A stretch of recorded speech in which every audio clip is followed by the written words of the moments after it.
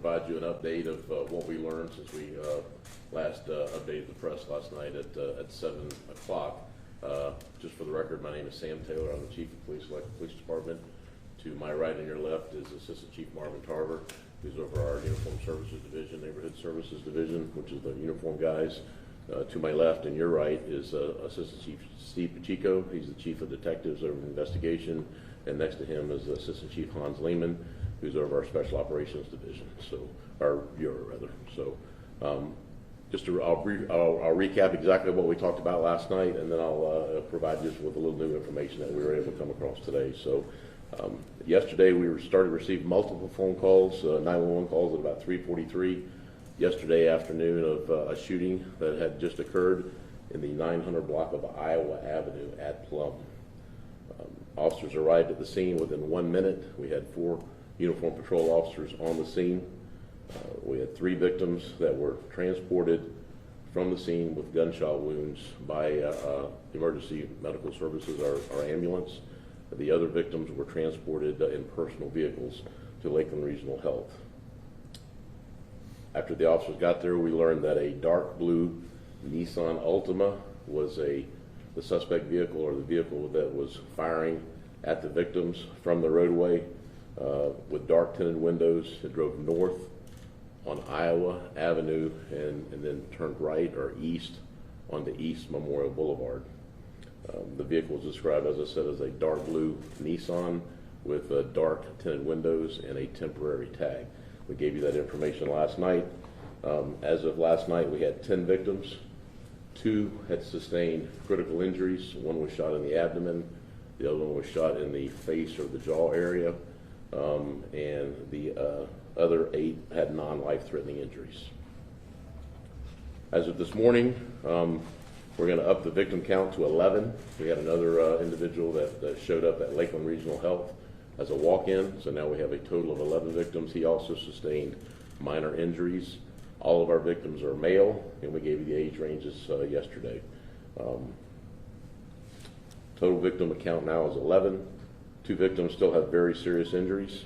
1 is in surgery, or was in surgery last night at Lakeland Regional Health. The other one was transported to Tampa General Hospital.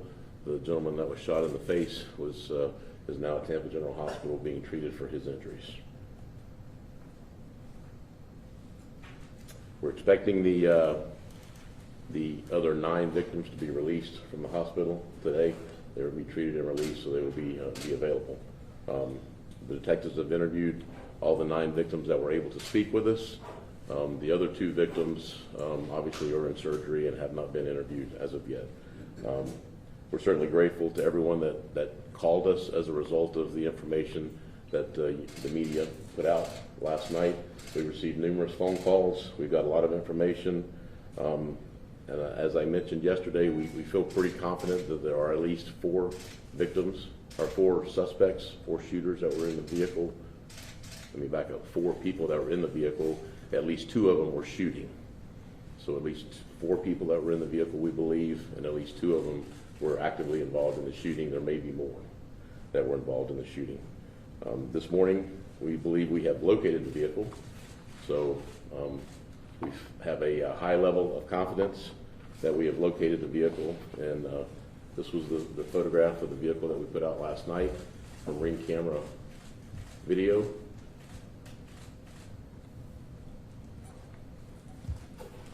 And this is a picture of the vehicle that we located this morning. As I say, there's still some lab work and some processing that needs to be done on this vehicle, but we have a high level of confidence that this is the vehicle that we were looking for. We do not have anyone in custody yet. However, I will tell you that detectives worked throughout the night to identify suspects, and we have some, I will classify as very promising leads, some very promising information, and we are actively pursuing all those leads right now as we speak. With that, I'll answer any questions that you have. I think that's all. I do want to mention the partnerships that we have with all of our agencies. I had the Polk County Sheriff's Office reach out to me last night. I had the U.S. Attorney reach out, Florida Department of Law Enforcement, ATF, Homeland Security, just all of our partner federal agencies. We do have ATF is here this morning. We have been in contact with all of our federal partners, and they have been tremendous. They've all offered their assistance, and we are going to take them up on some of their offers of help, particularly as it comes to the lab processing and the processing of some of the evidence that we believe to be in the vehicle. And we are going to take them up on their offer to expedite the processing of that evidence. So, and I'll leave it at that. So, where is the vehicle located? Ken? Any idea of motive? Not yet. We don't have our suspects yet. Obviously, we found a quantity, as I told you last night, we found a quantity of marijuana at the scene that was packaged for sale. So, I mean, you can draw the nexus. That's probably has something to do with narcotics. Where was the vehicle located? Where was the vehicle located? It was located in Lakeland. I want to leave the exact address right now. I don't want to give you the exact address. It was located in a neighborhood in West Lakeland. Chief, there are people in that neighborhood who believe that this is a result of gang violence. Mm-hmm. Is there anything you can say? Are there any signs that that's what this is? We don't have any indication that that is the case. That may very well turn out to be at the end of the investigation. If that's the case, we'll certainly let you know that. But because we're so early into it and we don't have our hands on the suspects yet, but we've heard the same thing. But I don't know that to be true. I know you don't have suspects yet, but is there? We do have suspects. We have people that we're very interested in. We don't have our hands on them. Are they from out of town? They are. Are there 4 suspects? As of this morning and late last night, I don't want to put a number on it, but we have more than one. I'll leave it at that.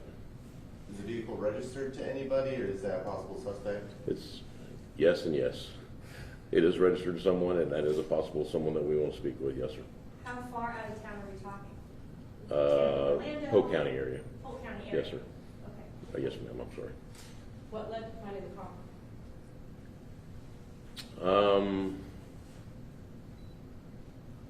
I'm being very careful on the words that I choose. We had an officer drive by and notice it, parked in a neighborhood. Last night you mentioned efforts to mitigate crime in that area. What has the police department done in that area? We have certainly, as I mentioned last night, there are a lot of good people that live in the neighborhood. Certainly it's a challenged area. We are constantly, with our neighborhood liaison folks, are constantly working with the people in that area to improve their lives, and we can get you a list of everything that we've done as far as, we've done quite a few search warrants, and we've tried to remove the criminal element out of that neighborhood to the extent that we can. But we worked with that neighborhood for many, many, many years and tried to help them improve it. Calls to service over Sure, absolutely.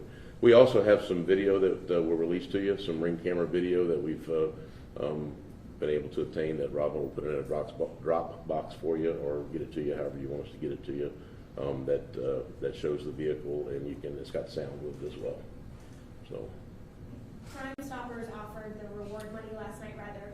5,000. Yes. $5,000. Should we read into it that it's been difficult to get information from people in that neighborhood? Oh, no, I wouldn't read into that at all. I wouldn't characterize it that way at all. In fact, we've had quite a few people call us from that neighborhood and the surrounding neighborhoods. We've had very good cooperation from all the neighborhoods that we've asked for help from. Yeah, no, I would not say that at all. So we haven't given out the reward yet, but that money is still available if someone would like to give us a phone call. That money is still available. All right, you guys gonna let me off the hook easy. So. I just wanted to ask if that's a neighborhood that you said has been a challenged neighborhood and you've put a ton of effort into that neighborhood. There's been some concern that this was drug related. If that's the case, how is drug dealing going on in a corner that's like a block off an intersection? Yeah, we're not there 24 hours a day. I don't have an officer that's posted up there all hours of the day, and I asked the same question. So I don't know. I don't have an answer for you other than the fact that we're not there all the time. We do the best we can with what we have, and we certainly have put quite a few people in jail from that area that are trying to remove the criminal element, but we're not there all the time. So about as quick as we leave, then they go back to selling their wares. So. What's the turnaround time for the Ring video? We'll have it to you 30 minutes, within an hour, yeah. Yeah, we're trying to get that to you before your noon. Do you anticipate us by the end of the day, given everything that you know now? I'll answer that question this way. It would not surprise me, but it would not surprise me if we don't arrest anyone either. So I've been in this long enough to know that, you know, to try not to put any timelines on myself. But I do know the detectives were out all night last night. They went home and grabbed about 3 hours of sleep, and then they were back this morning by 7:30. They were back working on it. Obviously, the vehicle is a very significant part of this, and the evidence that we find in the vehicle is going to be very significant. And you know, we've got to write some search warrants.